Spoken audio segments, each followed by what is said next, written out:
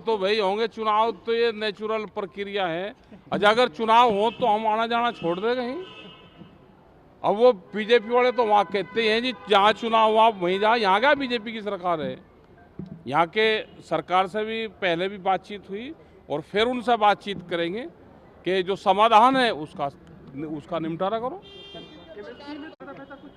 नहीं, ठीक कर रही है, यहाँ के लोग कर रही है, यहाँ की गवर्नमेंट भी कुछ उसमें ठीक कर रही है, लेकिन कुछ मामले हैं भाई उसको भी निपटावे, बातचीत के माध्यम से निपटावे।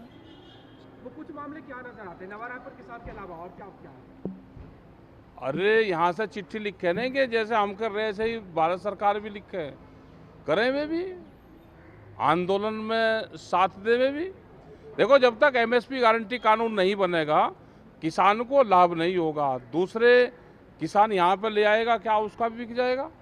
जैसे हरियाणा में बाहर के लोग जाकर बेच देते हैं, क्या छत्तीसगढ़ में भी बाहर का सामान बिक सकता है? उसको लाभ नहीं मिलेगा ना। और फिर जितना पैदावार होती है उतनी खरीद नहीं, प्रति हेक्टेयर के हिसाब से अब खरीद करवाते हैं। जिन जिन स्टेट खरीद करवा रही है वो प्रति हेक्टेयर के हिसाब से खरीद करवाती है। और ये सीधा ये है कि जब तक गारंटी कानून नहीं होगा, स्वामीनाथन कमेटी की रिपोर्ट लागू नहीं होगी और वेजिटेबल्स पे, दूध पे, अंडा, मीट, मछली इस पे भी हो, क्योंकि जो फिश फार्मर्स हैं उसको भी नुकसान है। वो यहाँ पे नहीं है, वो जो स्टेट हमारे केरल और ये हो गए उसमें है वो। तो अलग अलग जगह की अलग अलग प्रॉब्लम है और ये पूरे देश भर की समस्या है। हम हिमाचल में जाएंगे तो अलग पाएगी, कश्मीर में जाएंगे वहाँ की अलग पाएगी।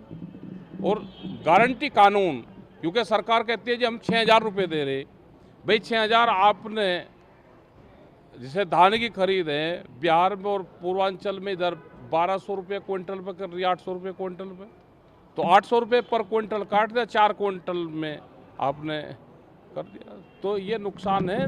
हमको 6,000 रुपये नहीं, हमको गारंटी कानून दे दो, एमएसपी वाली दे दो और स्वामीनाथन कमेटी की जो रिपोर्ट है उसको दे दो। भूमि अधिग्रहण का बड़ा इशू है पूरे देश भर में। एनएच के नाम पर जमीन खरीदी जा रही हो, जहाँ पे आंदोलन नहीं है तो जमीनों को लूटा जा रहा है।